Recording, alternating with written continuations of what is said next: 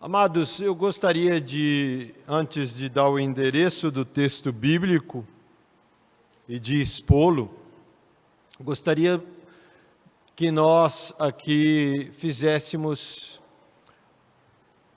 uma reflexão. É claro que eu os convido a estarem apenas pensando naquilo que vamos colocar aqui.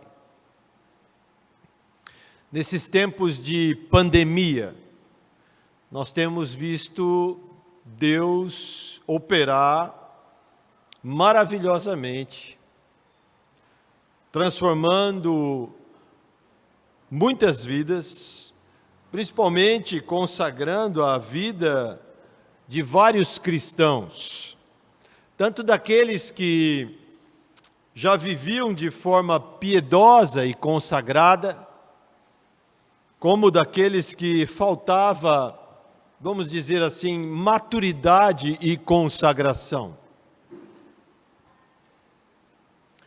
Nesses dias de pandemia, temos tido tribulações, provações, e de formas diversas, não só através da doença, da morte, das perdas, que vem acompanhada de sofrimento, mas também com a paralisação que houve em parte do mundo, desemprego, de uma forma também perseguições, injustiça. Temos visto desde o início dessa pandemia uma forma clara, e eu não temo em falar aqui, uma forma clara de cristofobia. É interessante, quando eu pensei em fazer algum estudo nessa área, quando recentemente estava estudando, fazendo mestrado, a literatura nessa área é pouquíssima, são poucos os livros que têm o título como cristofobia, em relação à grandeza de que esse ato acontece há séculos pelo mundo afora. Por que nós podemos falar isso? Estabeleceram-se nos governos mundiais algumas instituições que seriam essenciais, e a igreja não foi incluída. Justo a igreja, que tem ao longo dos séculos servido de consolo, de amparo, de conforto e até de assistência social ao mundo que sofre, a igreja não foi incluída. Não nos esqueçamos disso, irmãos.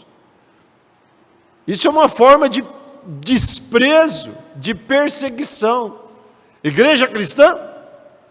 É claro que englobou aí todos os outros igrejas, tipos de fé, credos. Como não pode ser essencial?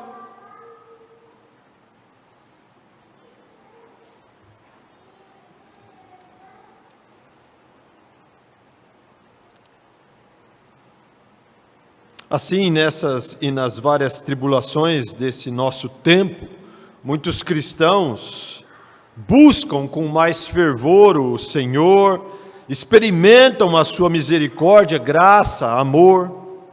Nós estamos literalmente testemunhando mais leitura da Bíblia,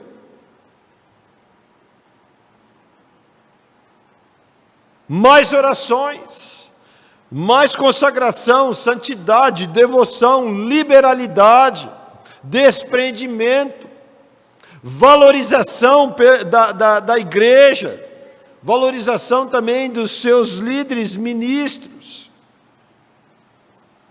Nós vivemos uma época de tribulação geral, onde todos estão com medo, todos estão com um certo tipo de ansiedade, temerosos. O que vai ser amanhã? Vai vir uma segunda onda? Surgirá uma nova doença? Como é que vai ser quando acabar tudo? Vai ter um retorno? O mundo vai voltar a ser o mesmo? E tantas incertezas que em nós, seres humanos, cristãos ou não, geram ansiedade. Infelizmente, daqueles que não têm a fé cristã, muito suicídio, muitos suicídios, em diversos países, não só aqueles países que comumente havia, muita doença psicossomática, ansiedade, depressão severa, até loucura, um mundo sem esperança. Mas vemos, em contrapartida isso, dos cristãos verdadeiros, a igreja verdadeira, mandaram um outro recado ao mundo.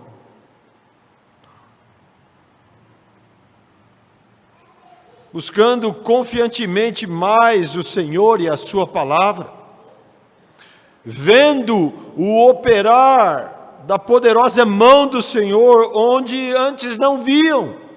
Muitos cristãos frios, que antes levavam a vida, agora estão vendo as pequenas e grandes coisas que o Senhor tem operado e chamado isso até de milagres, e são milagres.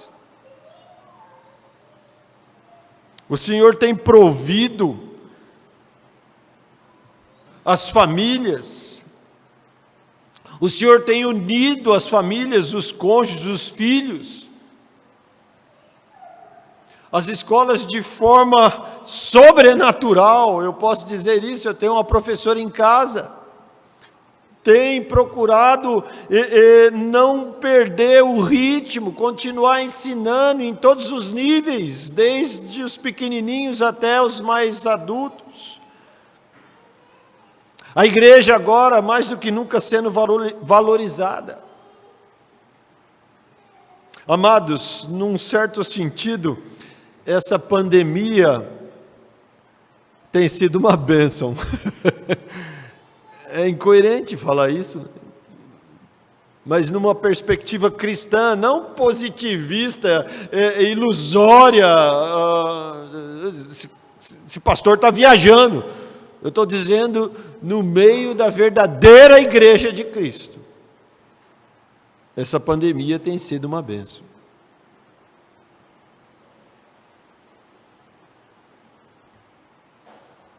Eu quero ler com os amados um texto que já pregamos aqui, outros presbíteros também pregaram, pelo que eu me lembro. A epístola de Tiago, o meio-irmão de Jesus.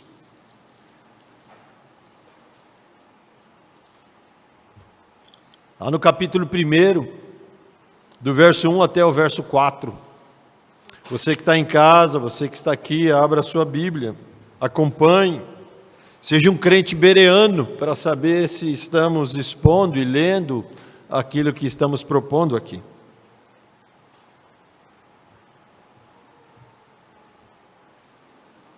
Provações são poderosas bênçãos dadas por Deus.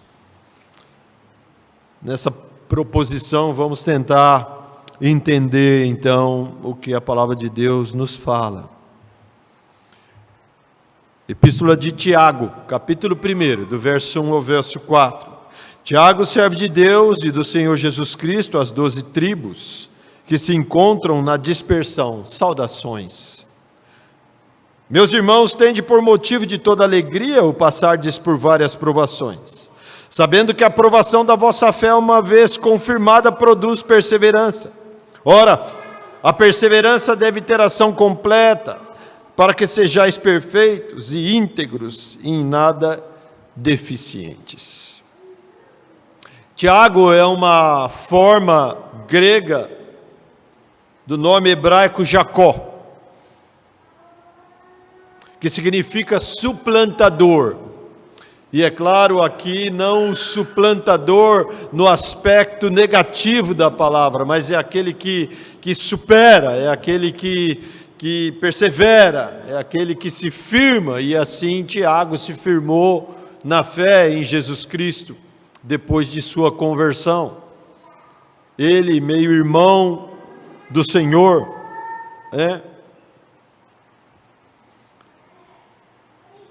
chamado assim, Tiago, o justo pela tradição.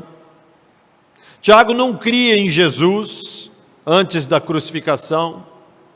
Se você quiser anotar, você pode ver isso lá em João 5, 7 e 5. Não vamos passar todos os versos aqui lendo. É possível que a conversão de Tiago tenha se dado após a ressurreição de Jesus Cristo, quando esse lhe apareceu. Jesus apareceu a Tiago. Lá em 1 Coríntios 15, 7, você também vai ver isso. Ele se juntou aos discípulos, está registrado lá em Atos, capítulo 1, verso 14, tornando-se um apóstolo, isso fundamentado lá em Gálatas, capítulo 1, 19. Tiago era uma das colunas da igreja de Jerusalém, Gálatas 2, 9 vai falar isso. A sua liderança, ela obteve um grande destaque, conforme se observa no livro de Atos, capítulo 12, verso 17, capítulo 15, verso 13 a 29, capítulo 21, do verso 18, e também Gálatas 2, 12, como já dissemos. Tiago veio a ser chamado o justo, por sua integridade, e também chamado de joelho de camelo, por suas orações incessantes, onde ele marcou, segundo historiadores, marcou o seu joelho com calos, em virtude de suas constantes orações. Aqui o plano de fundo, como na saudação, Tiago escreve as 12 tribos que se encontram na dispersão. Quando ali a perseguição começa em Jerusalém, a igreja se espalha. A cristandade nova ali, recém-nascida, se espalha então. Eles tinham que obedecer à ordem do Senhor, pregar em Jerusalém, Samaria, em toda a Judéia, até os confins da terra. Mas parece que eles queriam só ficar em Jerusalém, estava muito bom ali. O Senhor então permite e promove a perseguição, tribulações, provações, e a igreja se espalha. E agora então, esses cristãos espalhados pelo mundo, eles também enfrentam perseguições, opressão, injustiça, difamações, diversas provações e tribulações, por serem seguidores de Cristo. É claro que também eles precisavam de instruções, de algumas correções.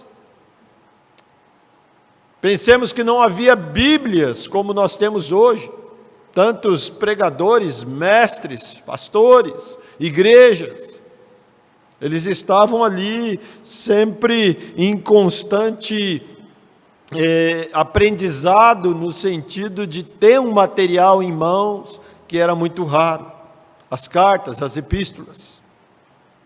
A data aproximadamente dessa carta foi escrita no ano 45, depois de Cristo. O tema principal seria uma fé provada, uma religião prática.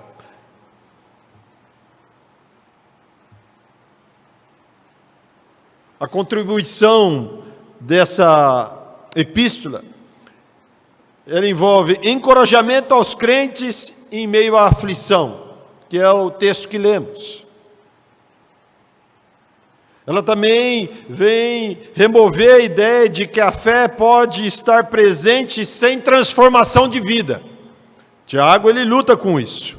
E ele firmemente exorta esses irmãos a demonstrarem fé viva, fé operante. Aquela dicotomia de fé sem obras, que ele trabalha de forma maravilhosa. Ele também condena o mau emprego da língua, Ele é um dos apóstolos que fala e faz uma alusão à língua como uma pequena faísca de fogo, mas que incendeia uma floresta inteira, ou um leme de um navio que, em proporção ao tamanho de um navio, é pequeno e conduz esse aonde quer. Ou um freio que dirige um animal. Ele então também ressalta a verdadeira sabedoria, dizendo: olha, se alguém precisa, peça a Deus que liberalmente Ele dá. Vem nos falar também da questão de pecados e de cura, usando de forma brilhante a figura de pastores, de presbíteros, que impondo as mãos na situação ali de que se há problema de doença, e ali eu entendo problema específico de pecado, porque muitos cristãos já naquela época ficavam doentes por causa de pecado. Hoje parece que isso não é mais permitido pregar, né? Tem muitos cristãos adoentados fisicamente por causa de não saberem ou não quererem conduzir suas vidas como Deus assim opera. Não estou dizendo que todos, mas muitos. Ali era o contexto de Tiago ensinando isso. Enfim, eu vou pregar somente nos 4 versos. Eu quero aqui então propor uma proposição, né, que diz assim: o cristão, quando passa por provação, deve alegrar-se de todo o coração. Vou repetir: o cristão, quando passa por provações, deve alegrar-se de todo o coração. Aqui então eu quero propor 3 resultados que as tribulações, as provações produzem nos cristãos. 3 resultados. O primeiro então deles é a alegria. O verso 2 vai nos dizer isso na sua primeira parte. Meus irmãos, tende por motivo de toda a alegria o passar por várias provações. A primeira vez que eu li, ainda lembro, quando recém-convertido, a primeira vez que eu li esse texto, eu confesso aos irmãos que não entendi. E eu não só entendi, mas relutei em aceitá-lo. Afinal de contas, o texto diz: tende motivo por toda a alegria o passar por várias provações. Algo incoerente à nossa perspectiva, expectativa de vida. Porque quem quer sofrimento? Provações, tribulações. Quem quer isso para si? Esses são motivos para chorar, não para se alegrar. Aqui o autor ele força mais ainda a barra quando dá adjetivos, né? Uma grandiosa alegria, toda a alegria, pular de alegria. Uma reação meio incoerente, algo que é incompatível com a nossa natureza caída. Ninguém quer isso.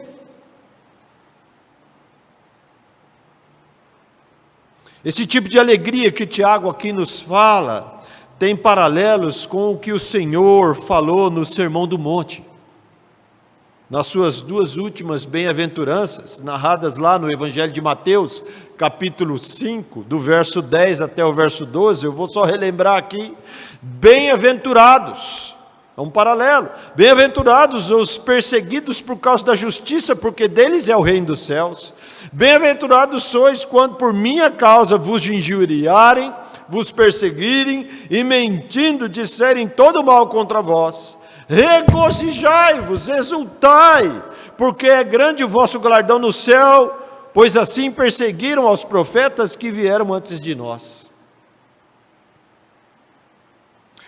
Talvez Tiago, irmão de Jesus, meio-irmão de Jesus, quando Jesus, no início do seu ministério, como dissemos aqui no início da liturgia, antes das perseguições acontecerem, das provações acontecerem, Tiago ali, como um espectador da família, o irmão, ouvindo isso,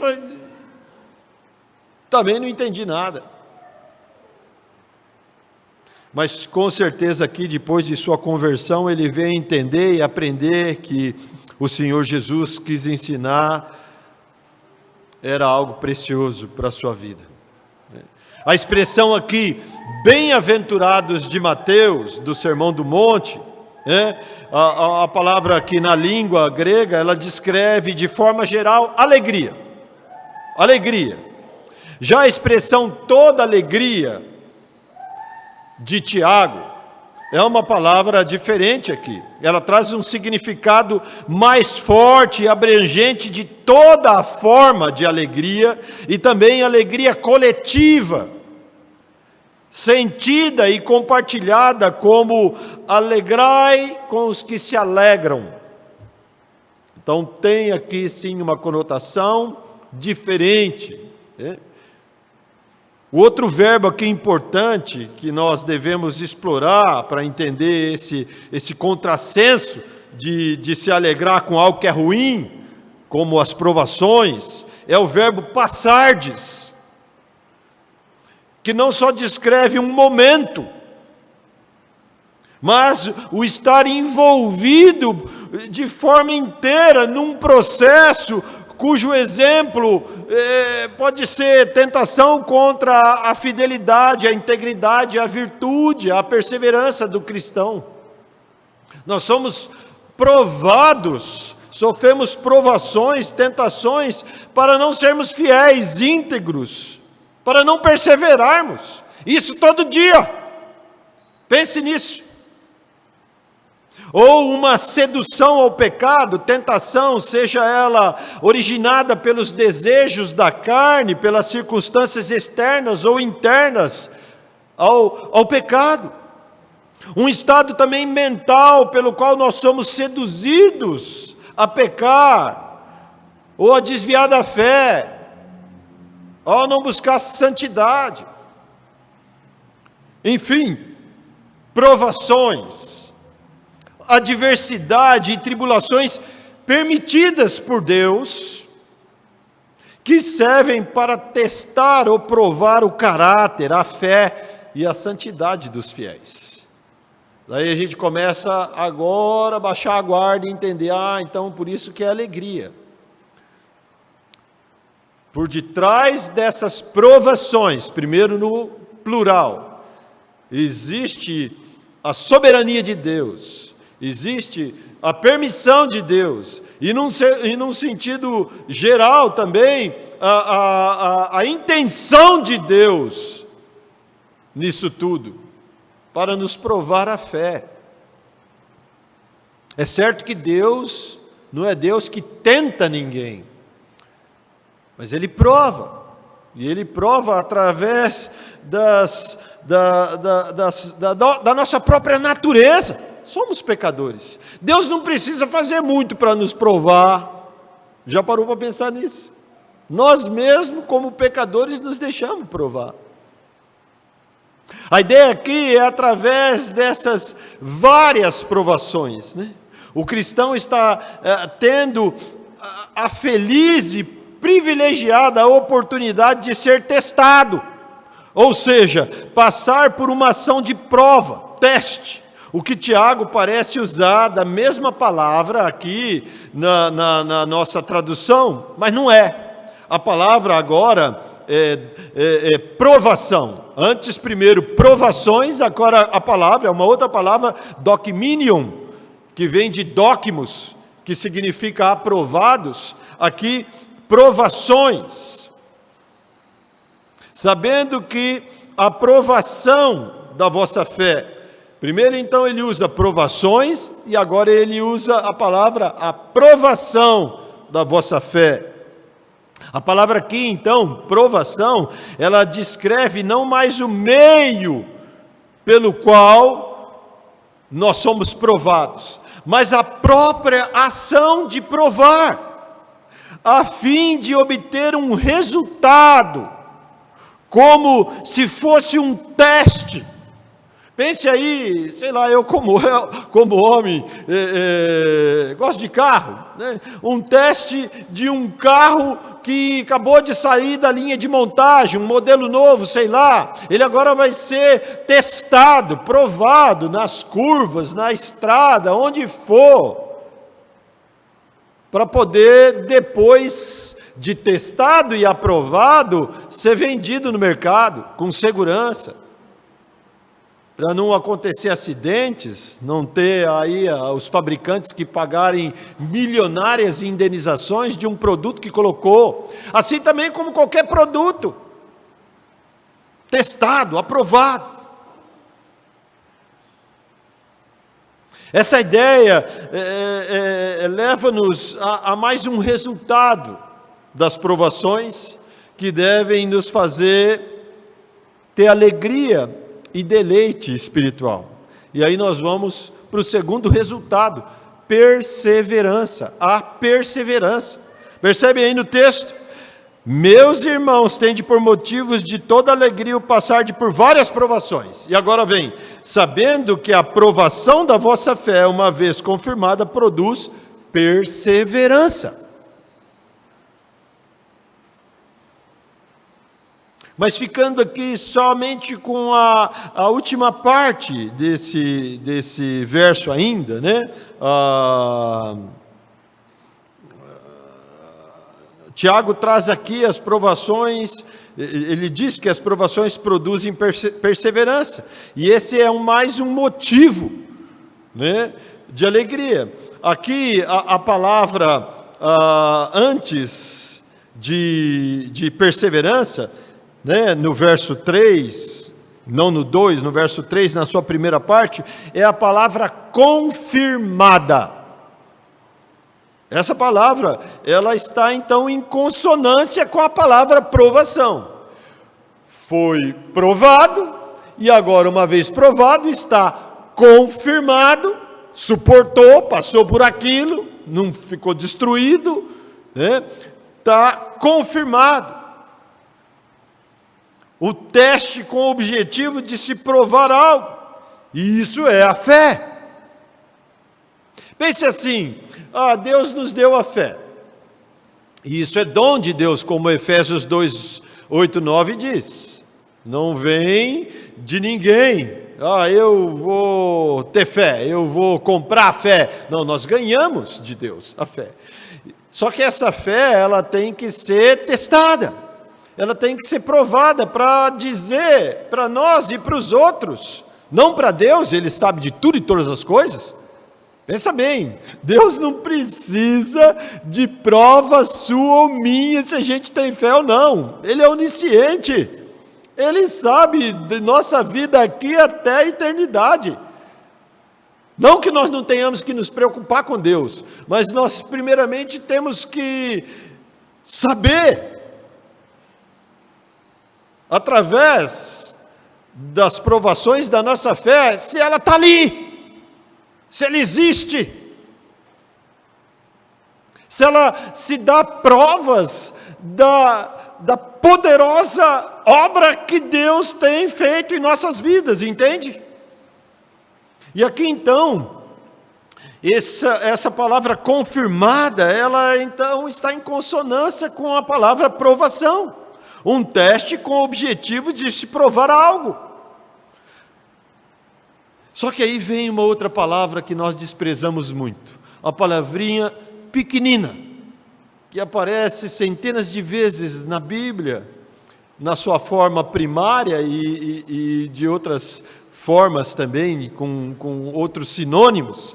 A palavra que assim, às vezes nós desprezamos e não exploramos, principalmente aqueles que têm, é a fé.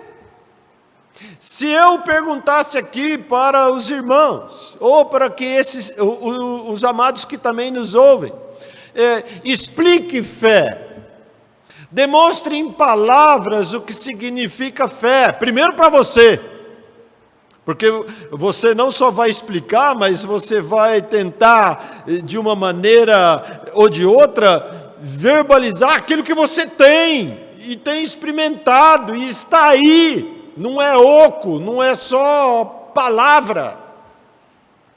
Fé. Vamos explorar algumas questões aqui da própria palavra e o significado que ela tem na Bíblia, né? É a convicção ou crença que diz respeito ao relacionamento do homem com Deus, com as coisas divinas, geralmente com a ideia inclusa de confiança, fervor santo, algo que veio e que é dado por Deus, dado aos santos. Fé, nesse sentido, do cristianismo, é algo que Deus nos deu e que nós testificamos dela, provamos dela, vivemos por ela todos os dias. Fé em um Deus Pai, a convicção que Deus existe, que é criador e governador de todas as coisas. Opa, governador de todas as coisas? Deus soberano. Lembra lá, estudamos alguns meses atrás os atributos de Deus. Ainda vamos concluir alguns, né? Se nós temos essa fé que é um Deus poderoso, soberano, que tem o controle sobre tudo, todas as coisas, um Deus onisciente, onipotente, onipresente, que nada acontece segundo o conselho de sua vontade. Se eu tenho todo esse conhecimento, não pode ficar só no nível de conhecimento de saber. Tem que fazer a fé que está em nós corresponder a essas verdades. Entende? Daí, nós podemos até ficar ansiosos, ter medos, ficar tristes com todas as situações de tribulações, de provações, de provação que podemos ter, mas nós sabemos em quem temos crido, amém? E que Ele é poderoso, não só poderoso para nos livrar dessas provações, tribulações, sofrimento, mas para também, por meio delas, nos fazer melhores para a honra, glória e louvor dEle. Amém? Nós precisamos pensar nisso, daí podemos sim dizer, essa pandemia tem sido uma bênção.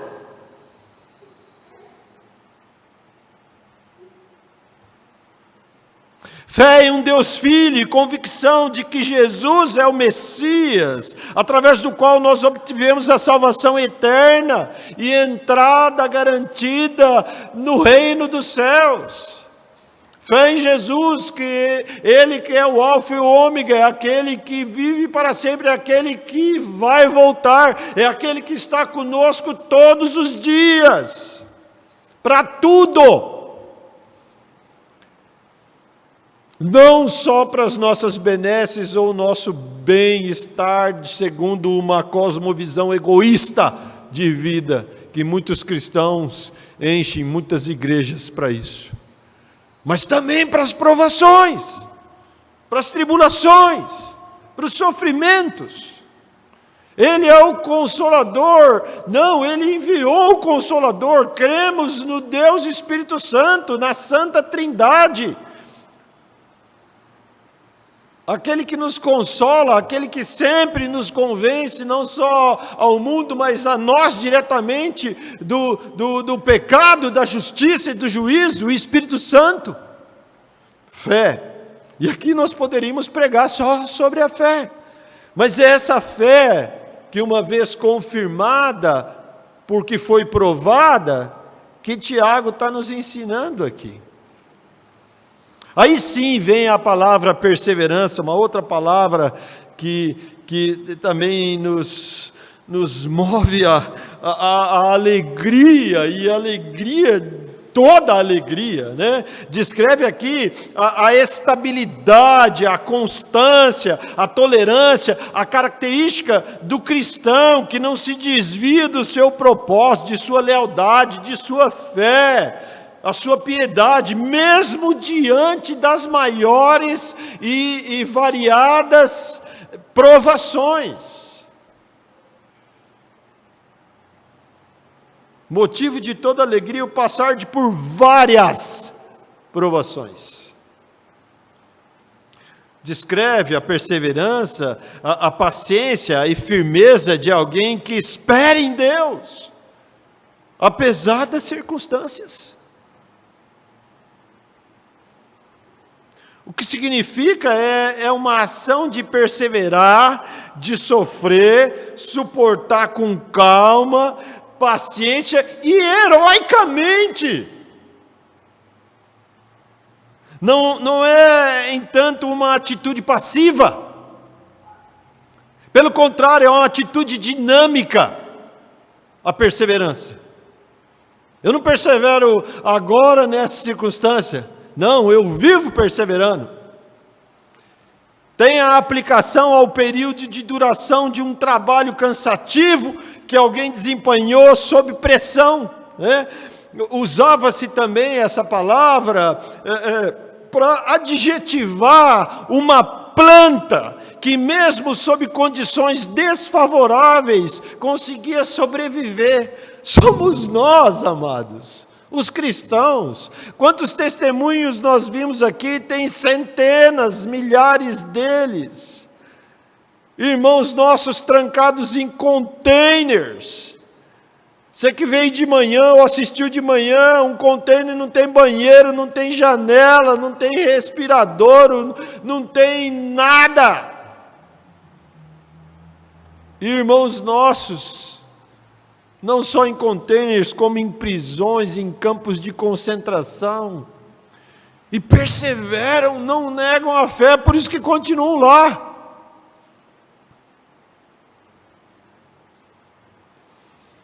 Uma ilustração bíblica negativa e positiva foi por falta de perseverança que o grande rei Salomão caiu.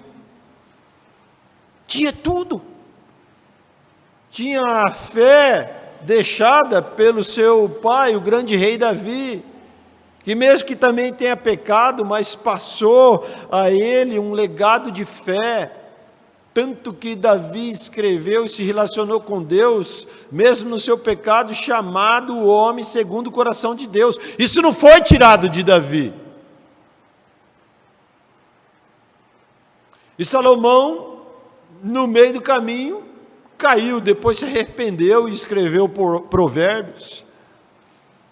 Já o perseverante Caleb, juntamente com Josué, perseverou e ele herdou a terra prometida, não se acovardou diante da visão, da iminente tribulação, provação que teriam de passar para ali conquistarem a terra que Deus tinha dado a eles. Gigantes, grandes muros, grandes exércitos, gente perversa.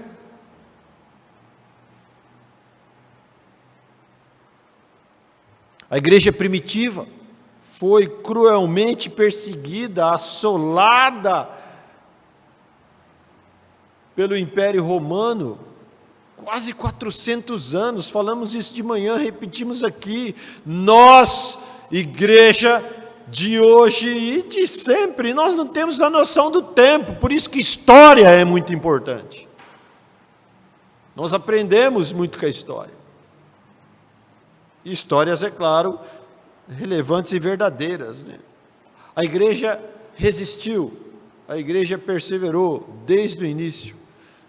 E como usamos também no estudo pela manhã, a citação de Paulo, lá em Coríntios, onde diz que ele e a igreja se conduziam em triunfo. Mesmo perseguida, tribulada, provada, a igreja se conduz em triunfo, porque o poder dela não está nela mesma, mas naquele que tem a vitória, amém? Aquele que é o Senhor da glória. Podem fazer o que quiser com a igreja, ela não vai cair, ela não vai acabar.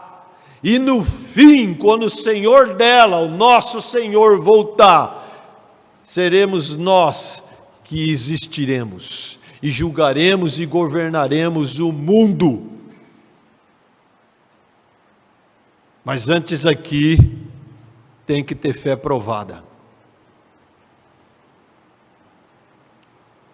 Hoje o que está em voga é uma igreja ainda triunfalista, né? Parece que desmoronou, né? Cadê as curas? Alguém maldosamente escreveu, né? Cadê as curas? Cadê os milagres de cura aí? No sentido de que vai lá e pá, né? Cadê?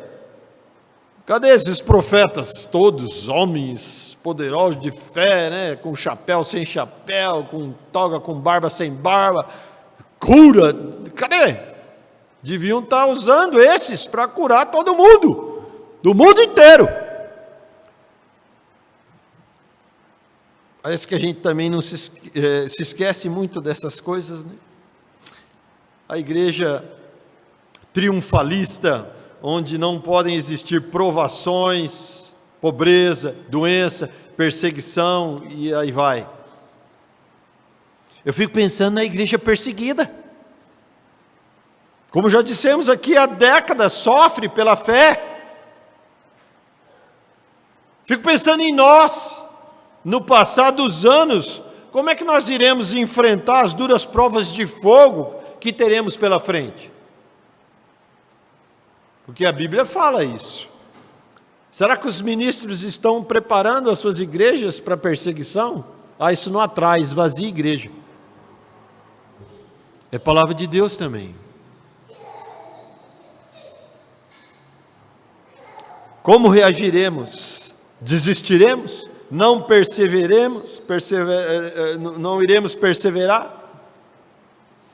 Uma das razões dos cristãos se alegrarem quando passam por provações é que as provações produzem perseverança. Sejamos assim felizes e perseveremos na fé ao Senhor. Amém? A terceira e última razão, então, porque os cristãos devem se alegrar, é que nas provações nós conquistamos maturidade. Aqui a maturidade, no verso 4, ora, a perseverança deve ter ação completa, para que sejais perfeitos e íntegros e em nada deficientes. Essas três palavras, se fôssemos explorar aqui, ficaria longa. Coloquei como maturidade. Tiago aqui, ele interrompe então o processo com uma ordem. Ele diz que os crentes devem permitir que a aprovação tenha ação completa. A palavra na escrita da Bíblia aqui descreve uma obra perfeita, contínua, sem interrupção, mas que no final, por mais dificuldades que existam, ela se conclui perfeita. A outra palavrinha aqui, que para nós traduzida como, talvez, preposições, para quê, né? Aqui apresenta uma descrição de ação completa, assim como também do propósito final da aprovação. Eu vou explicar. Começa uma provação, ou provações, ou tribulações, ou sofrimentos em nossas vidas. E aí, isso tem um início, starta lá, está aqui. Aí, o que a gente gostaria é que nem startasse, nem começasse, e que ela caminhasse só um pouquinho, e já acabasse ali, corta. Em nome de Jesus, sai, né? Vai saber. Não, Deus nos opera em nós, na nossa fé, com uma ação completa. Startou aqui e vai. Aí eu fico surpreso comigo mesmo e até com alguns outros, né? A gente pensa que a coisa acabou, só está começando. Ou então pensa que acabou, vem outra. A verdade é que está tendo uma ação completa. Não, curou, está certo. ficou legal, agora vamos dar um relaxo. E até existe esse ato da graça e misericórdia de Deus em nos dar um fôlego para respirar. Quando começa um processo desse tipo em cada um de nós, e aí eu creio que você possa já ter lembrado de vários desses que você enfrentou ou ainda enfrenta. É um processo, e que se interrompido no meio do caminho, fica incompleto, fica manco, fica deficiente, não amadurece, e não produz a perseverança, né?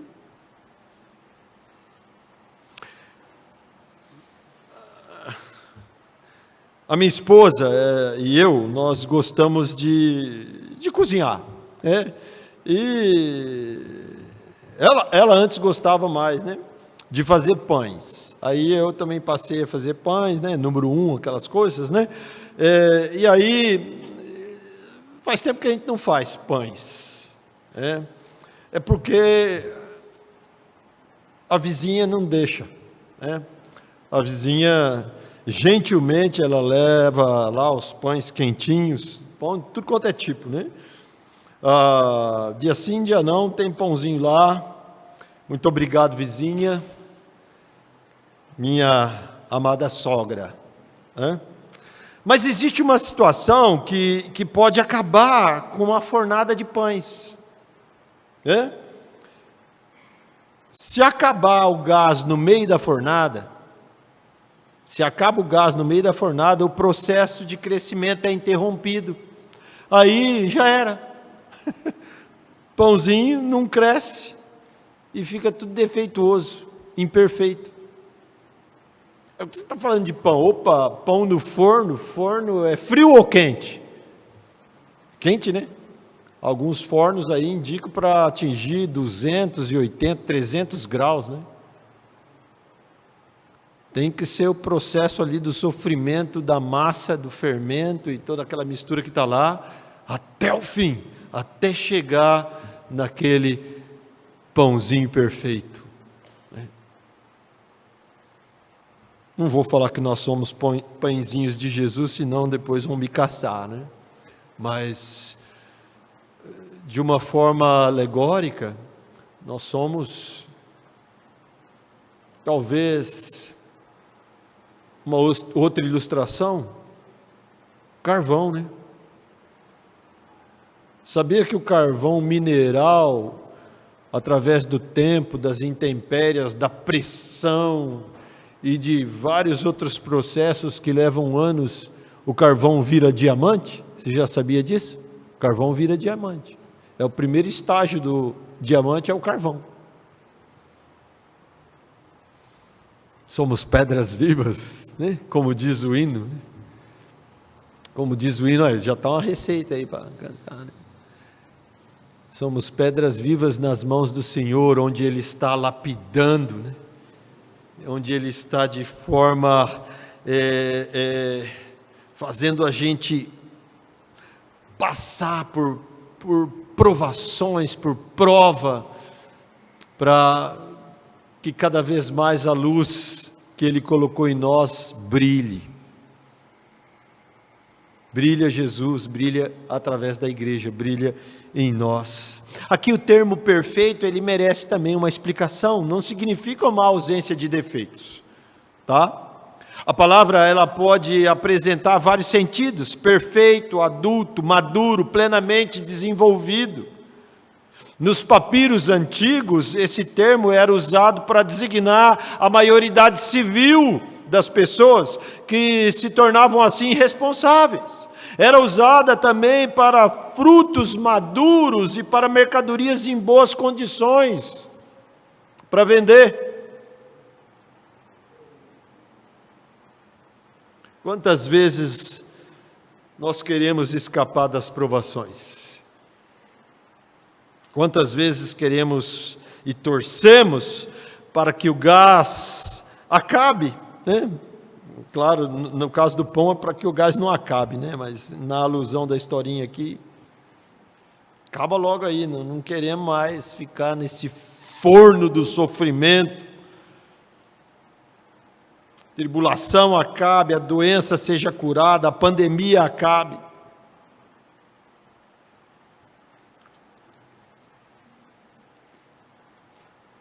Mais uma vez, quando eu vi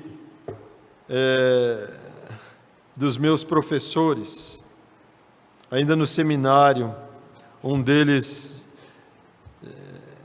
eu falei, esse cara é demagogo. Ele falou assim, vocês devem buscar desconforto, buscar instabilidade. Eu confesso que foi difícil ouvir. Depois eu comecei a me lembrar que foram nos momentos de provações, tribulações, sofrimento, que eu tive mais comunhão com o meu Senhor. Não sei você. Daí, provações são bênçãos poderosas nas mãos de Deus, para nos levar mais perto dEle, para nos fazer mais igual a Cristo, para desfrutarmos de mais comunhão, para conhecê-lo mais, para valorizar mais aquilo que Ele tem para nos dar. Amados, um dos processos que Deus usa para nos aperfeiçoar são as provações, que produzem em nós a perseverança. Quando perseveramos até o fim, nós nos fortalecemos, ficamos aprovados e aperfeiçoados para melhor adorar, servir o nosso Deus. O nosso Senhor Jesus, que é a maior prova nessa questão. O que o Senhor Jesus passou? Agradou a Deus, como diz Isaías, agradou a Deus moê-lo, fazê-lo enfermar, sofrer e morrer, para que tivéssemos assim a justiça de Deus, a justiça abençoada de Deus sobre nós.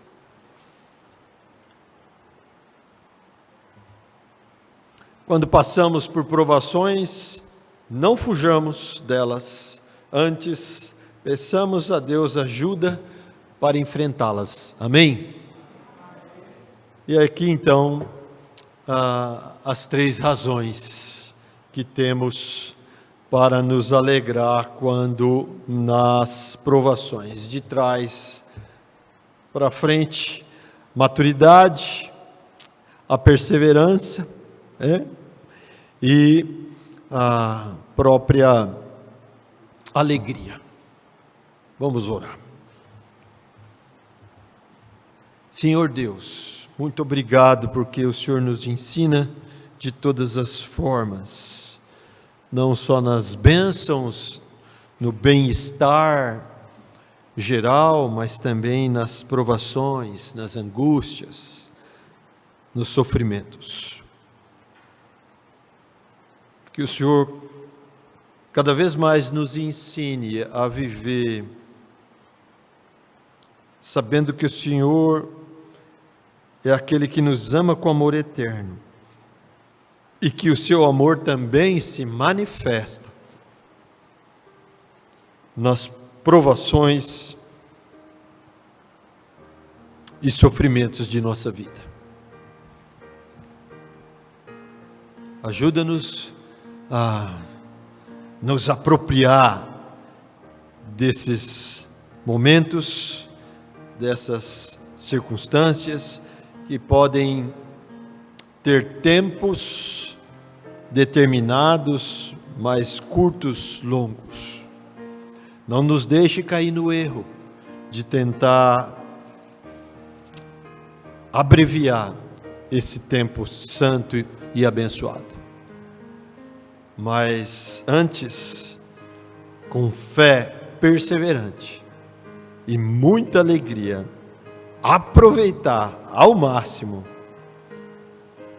essas circunstâncias, para que lá na frente possamos não só estarmos aprovados diante de Ti, mas também diante dos homens, mostrando a cada um deles a razão da nossa fé. Oramos no nome de Jesus. Amém. Louvaremos o Senhor com o hino 307.